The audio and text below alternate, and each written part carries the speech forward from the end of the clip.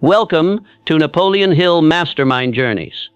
I am your guide on this transformative expedition into the profound mysteries of prosperity consciousness. My name resonates through the ages as the man who unlocked the secrets of the world's most successful individuals. And today, I bring you something even more powerful. Today, you will discover the most powerful verse in the Bible that almost nobody talks about. This isn't just another spiritual message. This is a complete blueprint for manifestation that will revolutionize how you think about faith, prosperity, and your divine inheritance. This single verse contains more wealth-building power than all the self-help books ever written combined. I have spent decades studying the minds of the most successful people on earth: Henry Ford, Andrew Carnegie, Thomas Edison, and I can tell you with absolute certainty that the principle hidden in this verse is what separated them from the masses. They understood something that 99% of people never grasp. They understood the technology of calling into existence what doesn't yet exist. By the end of this journey, you will learn the hidden verse that contains God's own manifestation technology and why it's been overlooked by traditional religious teaching, why most people pray desperately but never manifest their deepest desires, and the crucial mistake that keeps them trapped in spiritual poverty. The exact vibrational frequency that transforms thoughts into tangible reality backed by cutting-edge quantum physics, a sacred practice to encode this power into your subconscious mind, creating permanent change in your mental programming, how to shift from being a spiritual beggar to becoming a conscious co-creator with the divine. The three-step process that millionaires use unconsciously and how you can apply it deliberately. Why your current prayers might be working against you, and how to reverse this immediately. This isn't theory. This is practical spiritual science that has transformed thousands of lives. And today, it will transform yours. I've seen broken people become millionaires, sick people become completely healed, and hopeless situations turn into miraculous breakthroughs, all because they discovered this one biblical principle. But I must warn you, what you're about to learn will challenge everything you've been taught about faith, prayer, and manifestation. It will make you uncomfortable because it places the responsibility for your life squarely in your hands. No more excuses, no more blaming circumstances, no more waiting for someday. So settle in, turn off all distractions, because what you're about to discover will change everything you thought you knew about faith and manifestation. This isn't just a video, this is your initiation into a higher level of consciousness. There exists a verse in the Bible that almost no one discusses. Yet it holds the key to unlimited prosperity. It's not hidden in some obscure passage, quite the opposite.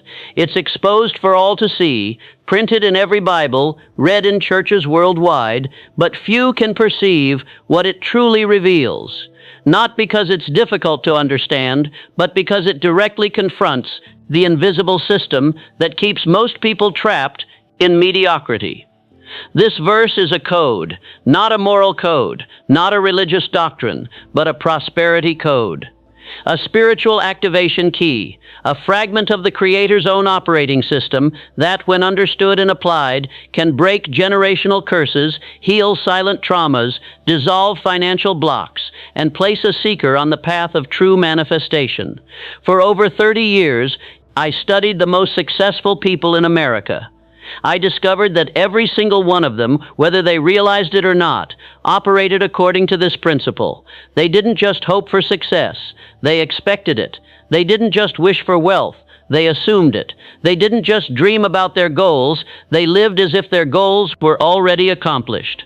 Have you ever wondered why some people seem to live miraculous lives, while others, even with strong faith, remain stuck in the desert of unfulfilled dreams? Why promises seem to work for some, while others spend their entire lives trying to deserve something that was already given to them at birth? The answer lies in understanding the difference between passive faith and active faith. Most people practice what I call beggar's faith, the kind that pleads, hopes, and waits. But there's another kind of faith, the kind that creates millionaires and miracle workers. It's the faith that decides, acts, and vibrates at the frequency of having already received. As I, Napoleon Hill, have always taught, faith is the only known antidote to failure. But I wasn't speaking of passive religious faith that sits in the pew and waits for heaven. I was speaking of faith that decides, acts, and vibrates. Faith that imposes its vision upon the invisible realms and refuses to accept any version of reality that isn't coherent with its divine calling. This is what this verse provokes. It's as if God left a password in the midst of all the Psalms, Proverbs, and parables. A password that doesn't require religious ceremonies, but consciousness. It doesn't demand years of suffering, but presence. It doesn't require you to prove your worthiness. It only requires acceptance of what's already yours. The verse that holds this transformative power is Romans 4:17. Let me read it to you, exactly as it appears in the King James Version.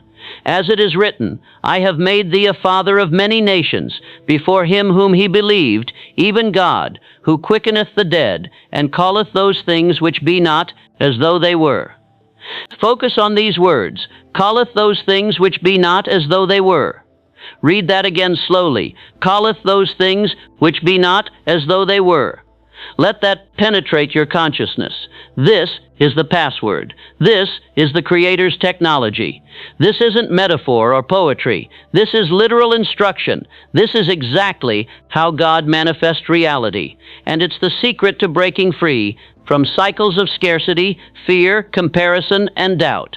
This verse reveals the modus operandi of the source itself. And more than that, it's an invitation for you to operate in the same manner. When you understand this principle, you stop being a victim of circumstances and become a master of destiny. What's remarkable is that modern science has now proven what this verse declared over 2,000 years ago. The latest discoveries in quantum physics, neuroscience, and consciousness research validate every word of this ancient wisdom.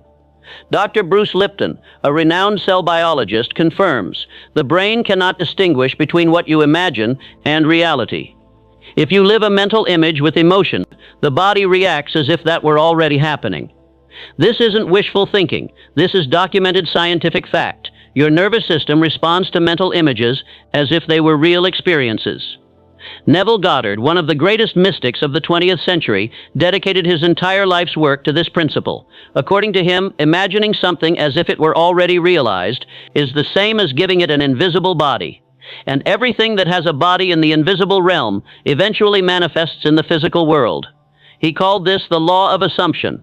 Assume the feeling of your wish fulfilled, and your assumption will harden into fact. Dr. Joe Dispenza explains that the human mind, when properly trained, can enter brain states that access what physicists call the quantum field of possibilities. What defines what will be manifested from this infinite field? The combination of clear intention plus elevated emotion. This is what calls things that are not yet visible into physical manifestation. But here's what most people miss. It's not enough to just think positive thoughts or repeat affirmations. The key is in the feeling. You must feel as if you already have what you desire. You must emotionally live in the end result before it appears in your physical reality. Einstein proved that energy and matter are interchangeable. What we call physical reality is simply energy vibrating at a certain frequency. When you change your vibrational frequency through your thoughts and emotions, you literally change your physical reality. This is why the verse says, calleth. It's an active present tense process, not will call, not might call, but calleth. Right now, in this moment. God doesn't wait to see evidence before he calls something into existence. He calls first, then it appears. But here's the crucial distinction that separates those who manifest from those who struggle. It's not what you speak with your mouth, it's the frequency from which you speak. The root of your declaration determines its power. You've probably wondered why some affirmations work miracles while others seem to bounce off the walls. Why sometimes you declare, I am prosperous, and feel nothing. But on certain days, something truly vibrates through your entire being.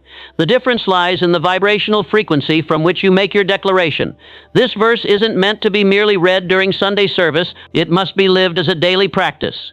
You must call it forth from the depths of your being, from a place of unshakable knowing, not from a place of desperate hoping. Let me share with you a powerful story that illustrates this principle in action. Diane, a single mother, wrote to me months ago about how this verse completely transformed her financial reality. She was drowning in debt, no steady income, raising a young child alone. Every day was a struggle, just to put food on the table. She had been attending church regularly, praying fervently, trying to live a good life, but nothing seemed to change. She was tired of being told to just have faith while her bills piled up and her situation grew worse.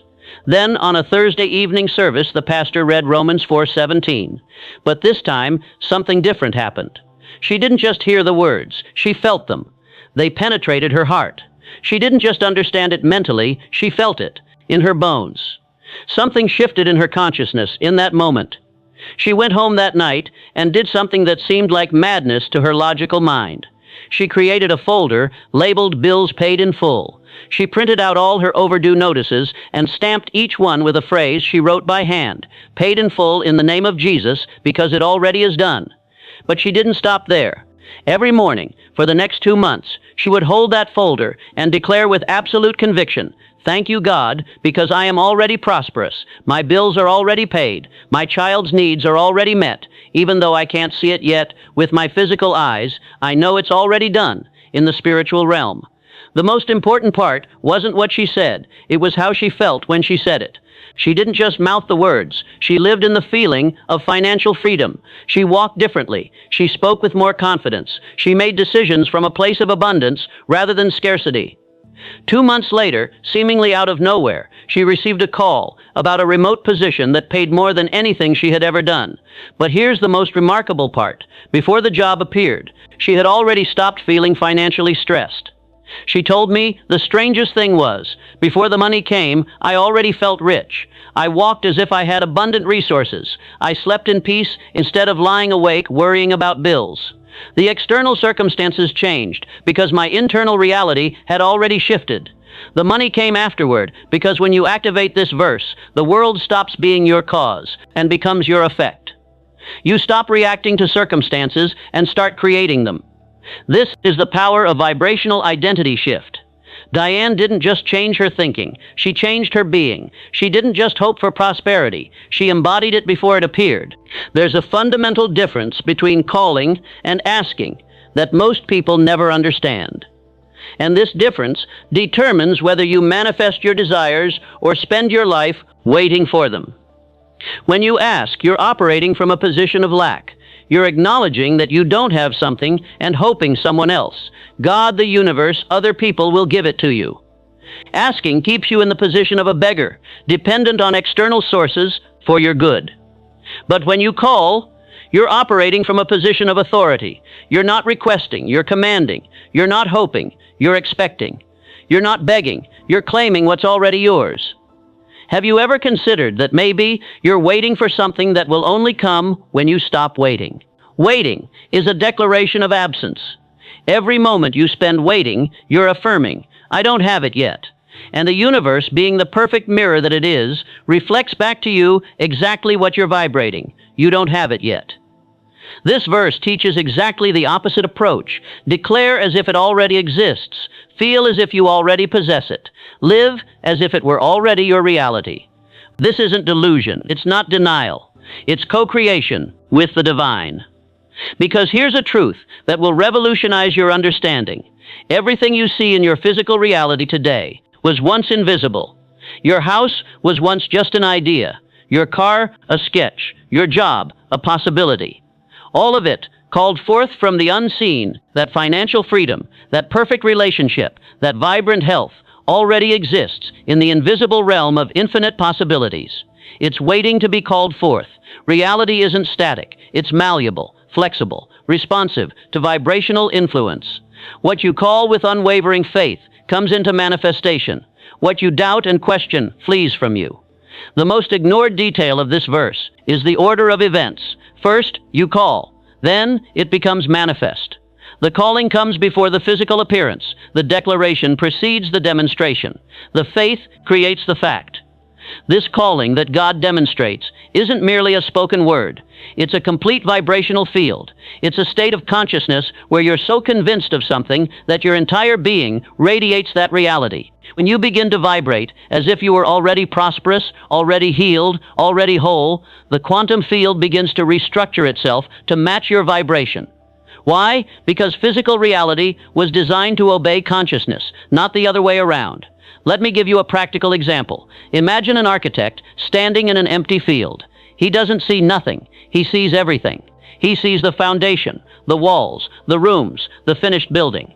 When he looks at that space, he might say, the main entrance will be right there. There's no entrance visible, but he speaks as if there were. This is exactly what the verse reveals. True prosperity begins before physical manifestation. It originates in the invisible realm, where all things are possible. The architect's building exists completely in his mind, before the first shovel touches the ground. And because he holds that vision with absolute certainty, it eventually becomes physical reality. Do you remember the last time you felt absolute certainty about something? That calm, quiet confidence where you just knew everything would work out perfectly. That sense of peace where you weren't hoping or wishing, you were simply knowing. Perhaps it was when you met someone special and somehow knew they would become important in your life. Maybe it was before a crucial business decision when you felt guided to choose a particular path. Or it could have been in a moment of crisis when, despite all appearances, you felt an unshakable inner knowing that everything would turn out well. In those moments, something magical happened. You weren't trying to make things happen. Things were happening around you. Opportunities appeared. People showed up. Circumstances aligned. It wasn't magic. It was the law of attraction, responding to your vibrational state. This is the hidden secret of the verse. It's about vibrational identity. You don't attract what you consciously want. You attract what you unconsciously are. Your results are always a perfect reflection of your predominant internal state. If you live feeling that something is missing from your life, the universe echoes that feeling back to you. Missing, missing, missing. But if you breathe gratitude like someone who has already received everything they need, the universe responds with delivery, delivery, delivery.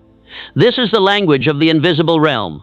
It doesn't understand English or Spanish or any human language. It only understands vibration, frequency, feeling. Joe Vitale, one of the teachers featured in The Secret, calls this the state of being magnetic. He explains, you don't attract what you want, you attract what you are. If your predominant state is one of gratitude, abundance, and expectancy, that's what you'll magnetize into your life. But if your state is worry, lack, and doubt, no amount of positive thinking can override that deeper vibration. This is why so many people struggle with manifestation. They're trying to think their way into abundance while feeling their way into scarcity. Let me tell you about Carlos, a businessman on the verge of bankruptcy. The pandemic had destroyed his contracts, his suppliers, everything he had built over 20 years. He was forced to sell almost everything he owned just to survive. But Carlos decided to do something different. Instead of wallowing in self-pity or blaming circumstances, he made what he called a silent pact with God. Every morning, at 6 a.m., he would stand in his empty office and declare with absolute conviction, "Thank you because my clients are returning. Thank you because everything in my life is prospering. Thank you because abundance is my natural state." The remarkable thing was this: even with his bank account in the negative, even 3 months behind on rent, he felt genuinely grateful. He wasn't pretending. He wasn't forcing it. He had tapped into a deep knowing that his current circumstances were temporary. 6 weeks later, a former client contacted him with a partnership opportunity.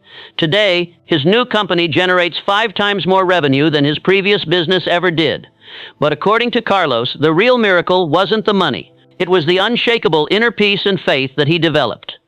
He told me, "I realized my business didn't fail because of the pandemic. It failed because I was operating from fear and scarcity. When I changed my vibration, everything changed. I became a different person, so I attracted different results." This is the response of the quantum field. When you vibrate what you desire to experience, reality has no choice but to rearrange itself to match your frequency. There's a massive difference between what someone speaks and what someone emanates. And often it's in this gap that manifestation dies. Romans 4:17 doesn't just instruct us to declare or affirm, it tells us to call. And calling is fundamentally different from asking or begging. Calling implies relationship. It implies intimacy. It implies authority and ownership. You call someone you know. You call someone who recognizes your voice. You call your friend. You call your child, but you don't call a stranger. You don't call someone else's child. The word calleth in the verse carries exactly this energy of intimate authority.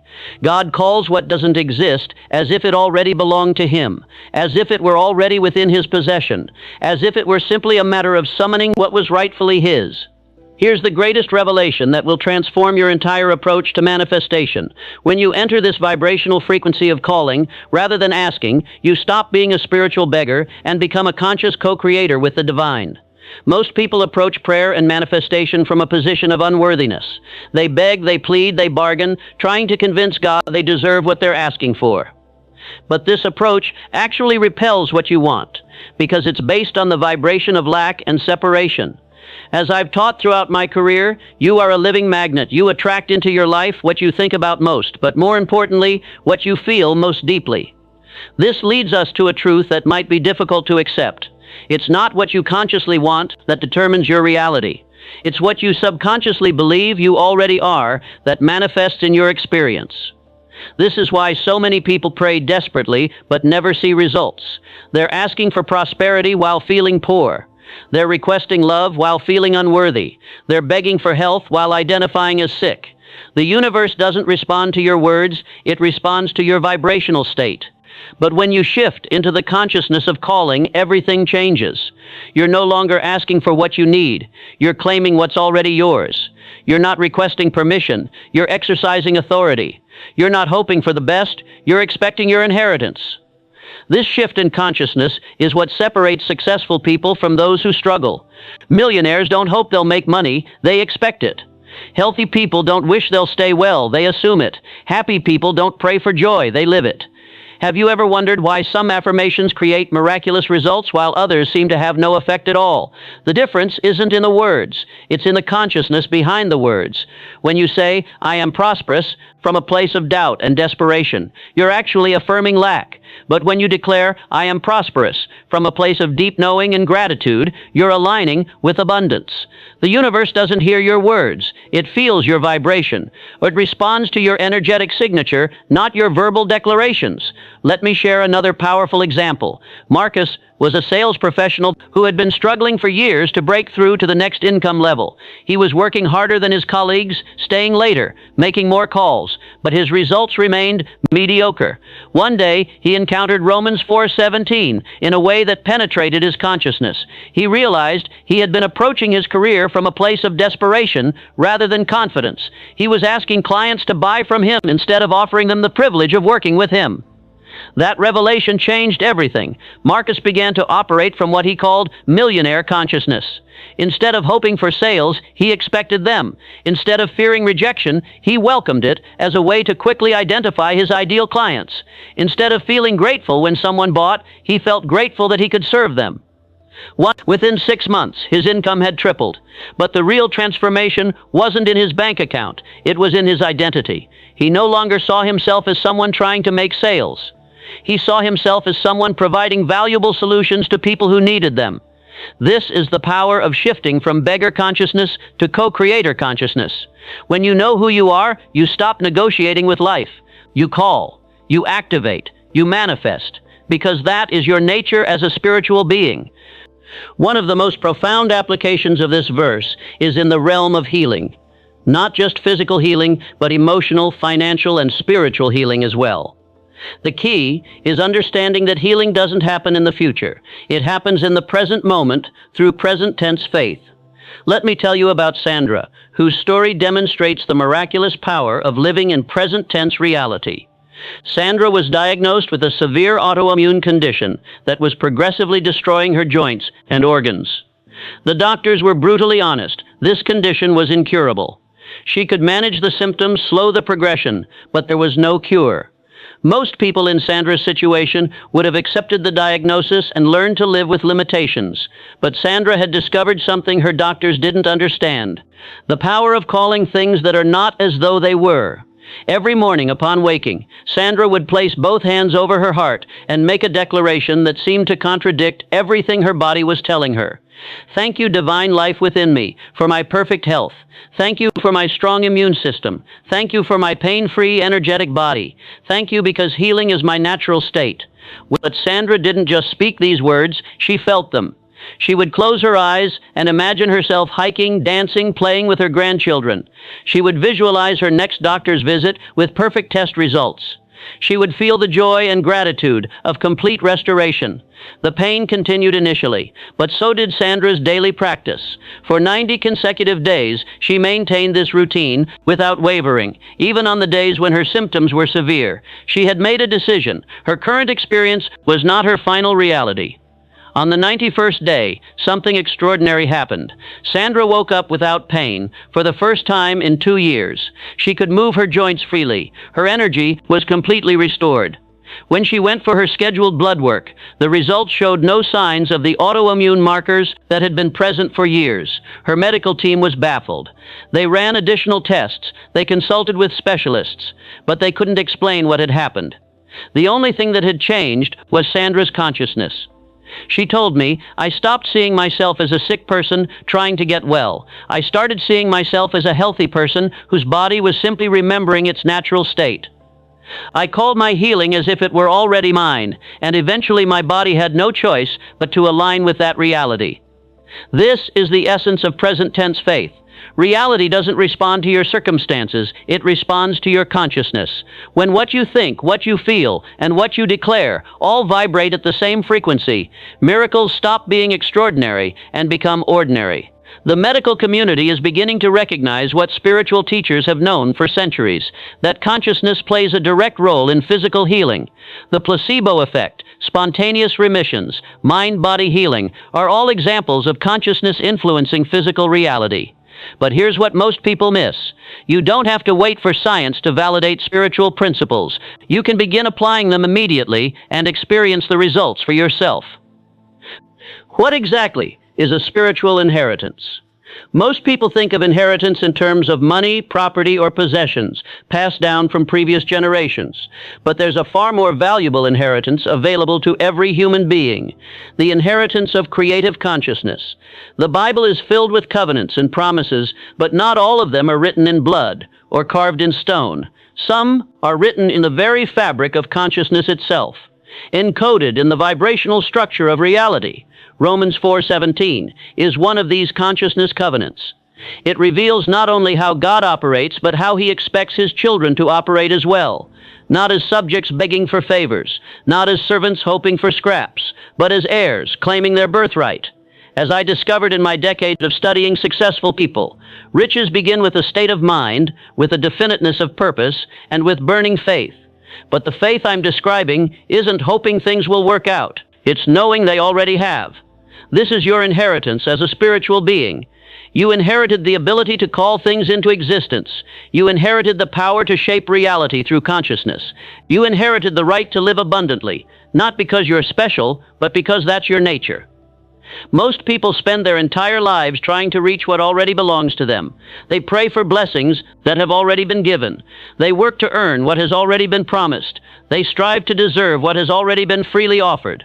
But the heir doesn't ask for what's already theirs. The heir claims it. The heir doesn't beg for their inheritance. They step into it. The heir doesn't try to prove their worthiness. They assume their position. This shift in consciousness changes everything. When you realize that abundance is your inheritance, you stop chasing it and start allowing it. When you understand that health is your birthright, you stop fighting disease and start embodying wellness. When you know that success is your natural state, you stop struggling and start flowing. Let me tell you about Julia, who grew up in a traditional religious family, where she was taught to be humble, obedient, and grateful for whatever life gave her. She had a dream of starting her own business, but she also had fear of failing, fear of being selfish, fear of stepping outside her comfort zone. One day, Julia heard Romans 4:17 explained not as religious doctrine, but as spiritual technology. The speaker said, "You don't manifest what you deserve. You manifest what you call as if it already exists." Something awakened in Julia's consciousness. She began to understand that her dreams weren't selfish desires. They were spiritual assignments. She started declaring, "Thank you, God, because my business is already successful. Thank you, because my ideal clients are already finding me. Thank you, because my service is already blessing the world." 2 months later, Julia launched her first online program. Within a year, she had replaced her corporate salary. Today, she helps other women activate their gifts and step into their power. Julia discovered that her inheritance wasn't just financial prosperity. It was the confidence to use her gifts, the courage to serve at a higher level, and the consciousness to create value in the world. This is your inheritance too. You didn't come into this world to struggle, to lack, to live a small life. You came to express the creative power of the universe through your unique gifts and talents. The question isn't whether you're worthy of this inheritance. You already are. The question is, are you ready to claim it? Today, I want you to make a symbolic act of claiming your inheritance. Find a small object, a ring, a stone, a coin, something you can carry with you. Hold it in both hands and declare, I claim my spiritual inheritance of creative consciousness. I accept my power to call things into existence. I step into my role as a co-creator with the divine. Carry this object with you as a reminder of your true identity. When doubt creeps in, touch it and remember who you are. When fear arises, hold it and remember your power. When circumstances feel overwhelming, look at it and remember your inheritance. There exists a sacred space between the invisible realm of infinite possibilities and the visible world of physical manifestation. This space is what I call the bridge of faith in action.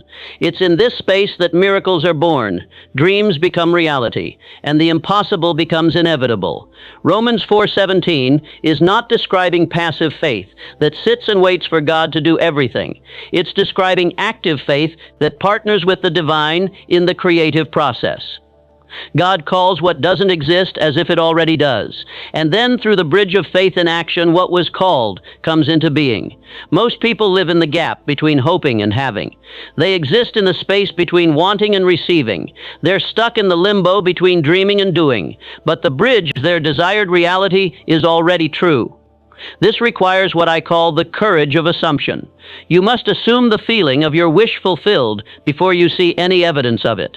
You must walk in the confidence of your desired outcome before it appears in your circumstances. You must vibrate the frequency of your goal before it manifests in your experience. Neville Goddard taught you don't attract what you want, you attract what you feel to be true about yourself. This means you only cross the bridge when your internal reality matches your desired external reality. The bridge isn't made of time, it's made of embodied faith. It's not about waiting for the right moment, it's about becoming the right person. It's not about having the perfect plan, it's about cultivating the perfect consciousness. Let me illustrate this with the story of Maria. She wanted to completely transform her life. She was stuck in a job she hated, living in a city that drained her, surrounded by relationships that depleted her energy. She had been complaining for years, but never took decisive action. When Maria encountered Romans 4:17, she realized something powerful. She had been waiting for her circumstances to change before allowing herself to feel good. She had been postponing happiness until her outer world improved. But the verse taught her to reverse that process. Maria made a radical decision. She decided to live as if she were already living her dream life. Even though she was still in the same job, she started dressing like the successful entrepreneur she wanted to become. Even though she was still in the same city, she began exploring it with the eyes of someone who was free. Even though she was still around the same people, she began treating them with the kindness of someone who already felt blessed. This wasn't pretending. It wasn't denial. It was embodying her desired reality before it became her physical reality. She was building the bridge between her current circumstances and her future dreams. Within 3 months, Maria received an unexpected job offer in her dream city. Within 6 months, she had launched her own consulting business. Within a year, she was earning more than ever before, working fewer hours, and feeling more fulfilled. But Maria's transformation didn't happen because her circumstances changed. Her circumstances changed because her consciousness transformed first. She crossed the bridge in her mind and heart, and then her physical reality followed. This is the bridge you must cross if you want to experience the full power of Romans 4:17. You must be willing to live your desired reality internally before it appears externally. You must be willing to feel successful before you achieve success, to feel abundant before you accumulate wealth, to feel loved before you find your perfect relationship. Tonight, I want you to do a powerful exercise in bridge building. Before you sleep, lie down in complete silence, close your eyes, and ask yourself this question. If everything I desire were already my reality, how would I feel right now? Don't just think about it, feel it. Live it from the inside out. Breathe within that reality. Let every cell in your body absorb the feeling of having already achieved everything you want. Stay in this state for at least 10 minutes. Don't try to figure out how it will happen. Don't worry about the details. Don't let your logical mind interfere. Simply be present with the feeling of your desires fulfilled. This is how you build the bridge, and every time you do it, you strengthen the connection between your current reality and your divine potential. Let me tell you about Robert, a man who had been struggling with financial limitations for most of his adult life. He worked hard, he saved money, he made smart investments, but he could never seem to break through to the level of abundance he truly desired. Despite all his efforts, he remained stuck in what he called the middle-class trap. When Robert discovered Romans 4:17, he realized something that changed everything. His problem wasn't his strategy. It wasn't his work ethic. It was his identity. Deep down, he saw himself as someone who had to struggle for money. He believed that wealth was for other people, not for him. His subconscious identity was that of a have-not, and no amount of positive thinking could override that deeper programming. So Robert made a radical decision. He chose to undergo what he called an identity revolution. Instead of trying to become wealthy, he chose to recognize that he already was wealthy, not in his bank account, but in his spiritual nature.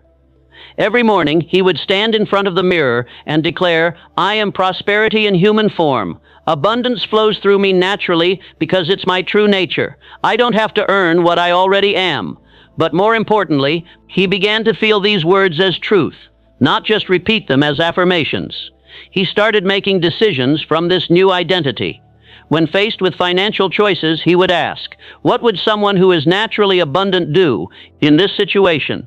He began treating money as a friend, not a master. He started seeing opportunities instead of obstacles. Within 8 months, Robert's income had increased by 300%. But the real miracle wasn't the money. It was the complete disappearance of financial anxiety. He told me, "I stopped being someone trying to become wealthy and started being someone who expresses wealth." The difference changed everything. This is the revolution of identity that Romans 4:17 makes possible. When you call yourself what you truly are, prosperous, healthy, blessed, successful, your external reality has no choice but to align with that truth. But identity change requires more than just new thoughts. It requires new actions, new decisions, new ways of being in the world. You must literally live from your new identity until it becomes more real to you than your old limitations. Now that you understand the principle, let me give you a practical system for implementing Romans 4:17 in your daily life. This isn't theory. This is a proven methodology that has transformed thousands of lives. And now, it's your turn. Let's begin with the morning activation ritual. Every morning, within the first 30 minutes of waking, find a quiet space where you won't be interrupted. This practice must be done before you check your phone, before you read the news, before the world tells you what your reality should be. Because this is the moment you decide what your reality will be. Stand tall with your feet firmly planted on the ground. Place one hand on your heart and extend the other toward the sky. This physical posture connects heaven and earth, the spiritual and the material. Then declare, with absolute conviction, I call forth my divine prosperity now. I call forth perfect health now. I call forth loving relationships now. I call forth meaningful work now. I call forth complete fulfillment now. What I speak exists already in the spiritual realm, and I claim it now in the physical realm. But here's the crucial part. As you speak these words, you must feel them as already true. Don't think about how it will happen. Don't worry about whether you deserve it. Don't let your logical mind interfere. Simply live in the feeling of having already received everything you've called forth. Now let's move to the midday alignment check. At noon, regardless of where you are or what you're doing, take 2 minutes for what I call an alignment check. Ask yourself, slow, am I thinking, feeling, and acting from my new identity, or have I slipped back into old patterns? If you notice you've been operating from limitation, scarcity, or fear, immediately realign. Place your hand on your heart and silently declare, I return to my true identity now. I am abundance. I am prosperity. I am divine love in action. And finally, we close the day with the evening gratitude completion. Before sleep, spend at least 10 minutes in what I call future gratitude. Instead of just being grateful for what you already have, be genuinely grateful for what you've called into existence. Say, thank you for my increasing prosperity. Thank you for my perfect health. Thank you for my ideal relationships. Thank you for my meaningful work. Thank you because it's already done. Feel the gratitude as if these things were already your lived experience. This programs your subconscious mind while you sleep and activates the manifestation process in the invisible realm. This daily rhythm, morning activation, midday alignment, and evening completion, is the ritual structure that transforms intention into reality. It is how you build the muscle of manifestation until calling things into existence becomes as natural as breathing. As you begin implementing this practice, you will encounter resistance. And let me be clear, this resistance doesn't come from God or the universe or the people around you. It comes from your own conditioned mind. The part of you that's been programmed to accept limitation as normal. Your ego mind will whisper, "This is too good to be true." Your logical mind will demand proof before it believes. Your fearful mind will remind you of every failure, every disappointment, every broken promise. This is normal. This is expected. This is actually a sign that you're on the right track. Resistance appears whenever you're about to make a quantum leap in consciousness. It's the old identity's last stand, its final attempt to pull you back into the comfort of the familiar. But here's what you must understand. Resistance is not your enemy. It's your graduation test. Let me tell you about Jennifer, a woman who experienced intense resistance when she first began practicing Romans 4:17. She had been struggling with chronic fatigue for years. Her body was exhausted, her mind heavy, and when she started declaring, "I am perfectly healthy and full of energy," her mind rebelled violently. Thoughts flooded her awareness. "You're lying, you're sick. You'll always be sick. God doesn't heal people like you." The resistance was so strong, she almost quit after just 3 days. But Jennifer made a powerful decision. Instead of fighting those thoughts, she simply acknowledged them and then returned to her practice. She said, "Thank you, old programming, but I choose my new truth instead." And she continued, every day, even when it hurt, even when it felt fake, even when she could barely get out of bed. She kept calling forth energy and vitality, not because she felt them, but because she was committed to her new identity. And then, after 6 weeks, something changed. Jennifer woke up one morning with more energy than she had felt in years. Her mind was clear, her body responsive, her spirit alive. Within 3 months, her chronic fatigue had disappeared completely. Today, she helps others overcome chronic health conditions using the same principle.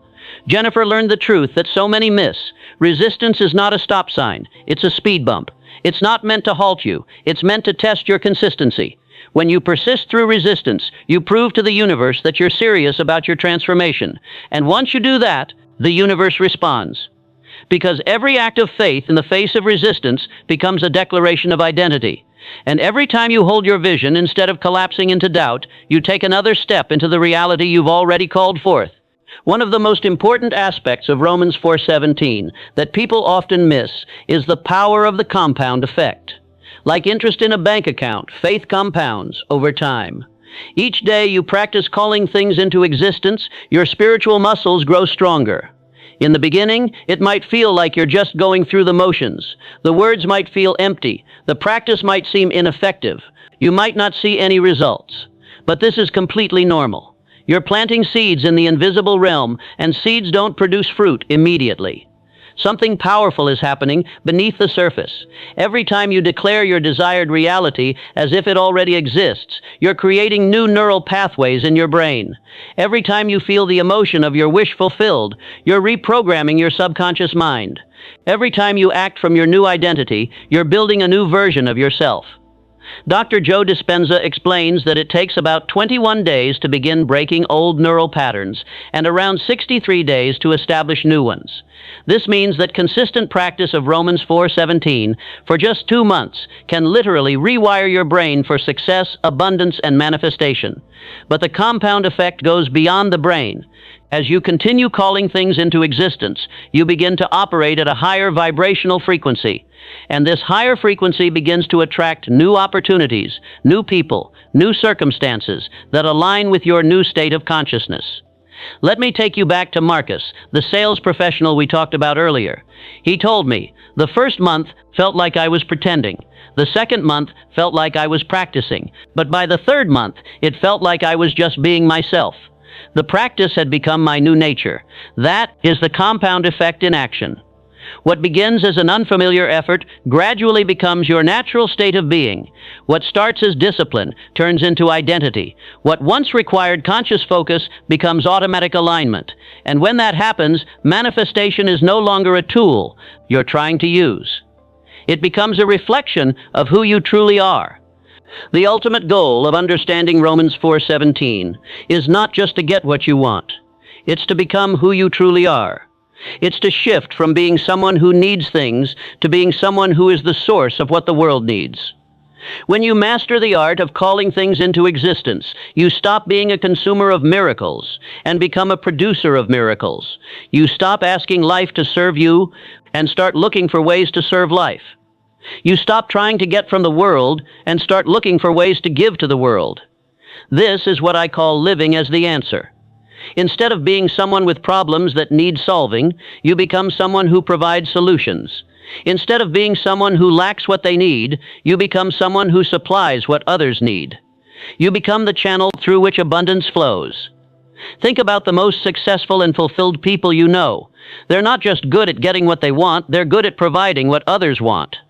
They've become the answer to someone else's prayer, the solution to someone's problem, the blessing in someone's life. When you live as the answer, abundance flows to you naturally. Why? Because you are now part of the flow of abundance, moving through the world. Money comes to you because you create value. Love comes to you because you express love.